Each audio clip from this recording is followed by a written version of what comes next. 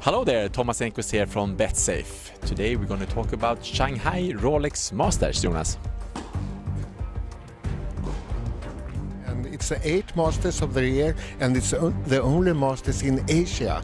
And Thomas, on the women's side we see a lot of players from Asia, but not so many on the men's side. How come, do you think? Yeah, it's a good question. Of course, we have Nishikori and we have a couple of other players as well. And tennis is a huge sport in Asia. And I think that we are going to see in the future more and more players coming up there, especially also they have a lot of tournaments there as well. So I think that it's true that it has taken some time, but I think we will see a new generation soon coming up with a lot of Asian players. That's my point of view. And how important will you say it is with the Masters in Asia for Asian tennis? I think it is very important. I mean, the whole tour there now with the 3-4 tournaments in Asia, I think is very important. They also have the Australian Open, which they call the Asian Grand Slam, which is close by also. And I think, I mean, like I said, it's one of the biggest sports in Asia is tennis, and it's a huge crowd, and they have a lot of support and everything like this. So I think that we will see, and like you said, they have a lot of women coming from Asia playing well. So I think it's just a question of time when we're going to see the men come up as well. And as you can see, Thomas and I, we are not in our own places today. We are in Mallorca, where Thomas is playing Legends Cup with Carlos Moya, Alex Corretja, Mats Wilander and some other former stars. How fun is it, Thomas, to play Legends Cup? Yeah, it's great fun. I mean, obviously to play tennis is always a lot of fun, and especially to play against your old friends and colleagues, and still be able to compete against each other. It's a lot of fun, so I'm looking forward to it. And we can say it's only European players here, and Europe has dominated the men's tennis for many years. And now we have Nadal as world number one, and Mallorca has two former number ones. Now Nadal number one and former number one Carlos Moya. And Europe's dominance, we saw it a couple of weeks ago in Prague in the first edition of Lever Cup. And Thomas, you were the assistant captain for Team Europe behind Captain Bjorn Borg. Tell us, how was Lever Cup? It was an incredible event, I have to say. First of all, for me personally, to be assistant Bjorn Borg, is my hero. That's the reason why I started to play the sport in the first place, and to be able to try to help him to lead this unbelievable European team with some of the best players who ever played the game in Federer, in Nadal, and the rest of it. So it was an unbelievable personal experience, but also the event itself is just phenomenal. I mean, it was the first year they sold out 17,000 tickets on 5 occasions, on 5 sessions. I think it took 3 hours to sell out all the tickets. The way they received both from the fans and from the players and everybody, this is just something to really build on for the future, I would imagine. And a lot of people before the tournament said, oh, not another exhibition, it's not that fun. We have seen so many exhibitions, but this was not exhibition. No, not at all, and I think you could see that from the players as well, how much it meant for the players. I mean, it's actually a celebration for in tennis in general, and it's to honor one of the biggest legends who ever played the sport in Rod Laver. And I think that the players showed much respect for that, and also how tight they were, and how they came together, and how important it was for them to play well there. So not at all an exhibition, and it was a lot of fun to be part of. And it was the first time Bjorn Borg was back in the tennis in focus, and he was a captain. How do you think he handled the role? Because he seemed so calm and so focused in the chair. Yeah, I think he did an incredible job. I mean, Bjorn obviously knows the game unbelievable well, and he also has followed the games, even if he's, like you say, he has been not maybe part of it in the way that he's been coaching and been on the tour, but he's following the tennis very closely, so he knows these players in and out. Also, like, he's a great leader, obviously, with his big, name, and he's just for him to sit there on the bench was helping the team, and he's an incredible, both good leader and a nice guy, and he did a terrific job to bring all these players together, and you could see how good the team spirit was. Yeah. It was an aura around Bjorn Borg. It was fantastic to see. And what do you say? Can you tell us a little bit what happened behind the scenes that we couldn't see on TV? Well, I think it was a lot of fun. I mean, I think all the players felt like they obviously been playing Davis Cup in the past, and it's so nice as an individual sport like tennis is to come together and play together. And I think that they showed how much they like that, to be part of a team, and then also to be part of this event. It's a new event, but it was really to celebrate, Rod Laver and tennis in general, and the old champions. And I think that they all felt, both happy and motivated to be part of that. So both teams, I would say, even the world team came with a lot of energy, and they love to be there. And McEnroe obviously being the captain there, also to see this matchup between McEnroe and Borg again. I think everybody loved that. So I think it was unbelievable well received, this event. So I think that we're going to hear a lot about Laver Cup for the future.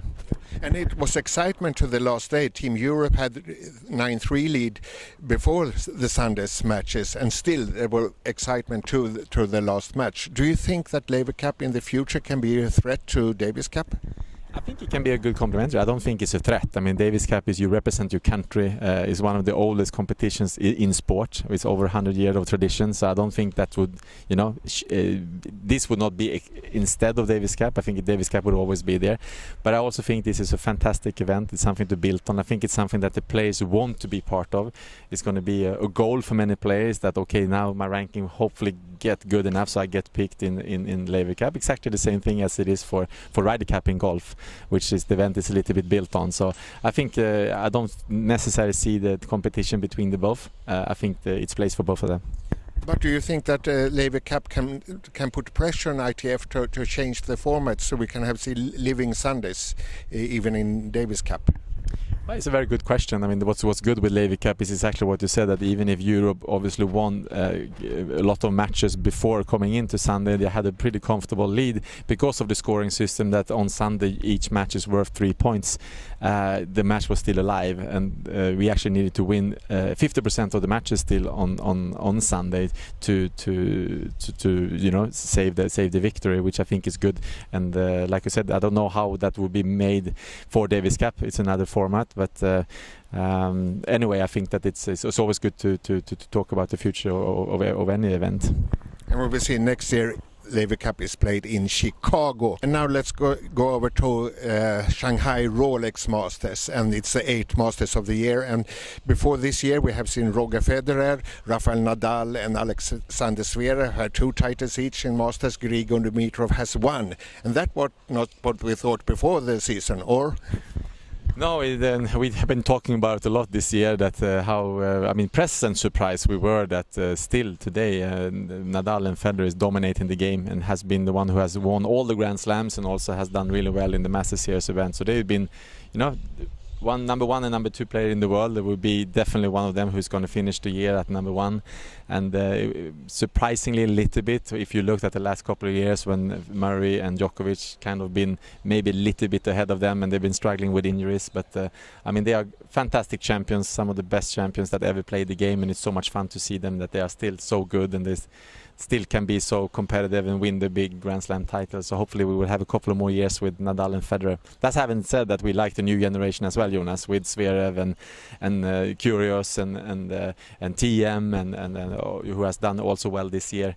And they are now, I think, a real threat for the big players, for the best players in the world on the big tournaments. And that, I think, it's both important for the game and also nice for us fans. Absolutely, and most exciting, of course, Alexander Sasha Zverev, only 20 years old, has 2 Masters title under his belt. How impressed are you? I'm very impressed about his game, I have to say. First of all, he's a very tall boy. He's almost 2 meters tall, huge serve, and of course hitting the ball extremely hard. But also the way he built the points, the way he's moving to be a tall guy, he's improving that. But he has improved that a lot, I think, the last year. And I think that we will see a lot of him coming up. I think he's going to finish the year very strongly, and it's going to be interesting to follow his next year as well, because I have a feeling that he's really knocking on the door here to take his first Grand Slam title. And Zverev and Nadal and Federer are playing in Shanghai Rolex Masters, of course, but we also have Grigor Dimitrov and Dominic Thiem. I think he's 4th on the race. And before Shanghai, he's playing in Chengdu, and now he's playing this week in Tokyo. What do you say about his schedule? He's a player who obviously likes to play a lot, that's for sure. And sometimes I think that, obviously he knows better than we do. But when you look at his schedule, sometimes I feel like he's playing a lot. And sometimes it's also important to, get the rest in and to get the times for practice. He had a fantastic clay court season. He's not as good yet on the fast courts, and Asian Tour is a little bit fast. And after it's a couple of indoor tournaments. So I think that that's somewhere he can really improve. But I think that the older he gets, also the more years he has on the tour, the more important it is for him to make a good schedule and not play too much. So when you actually also get time for rest, recover, and also to come prepared to every event. Now, Thomas, it's time for your picks for the favorites, and if you see any players that can make a big surprise in Shanghai Rolex Masters. Well, Federer Nadal, they are fighting for that first place in the end of the year. Both of them has played unbelievable. They have won all the Grand Slams this year. I think they are very keen on get that little bit of an edge coming into the end of the season. Sasha Zverev also, perfect all-round game, big serve, going to suit perfect on this pretty fast conditions like it is in Shanghai. Dimitrov, I will say, a little bit of a challenge. He has played well in Cincinnati. He started his Asian tour well, so I think that he's one of the challengers. But for sure, Federer Nadal is the one to beat. Look up for these guys, and look up for the results this week in Tokyo and Beijing, of course. And Thomas Enqvist and I say hello from Mallorca, and see you next time already the week after Shanghai, when it's time for Interim Stockholm Open in Kungliga Tennishallen in Stockholm. Yes, and thank you, Jonas, and thank you for listening, and we see you soon again.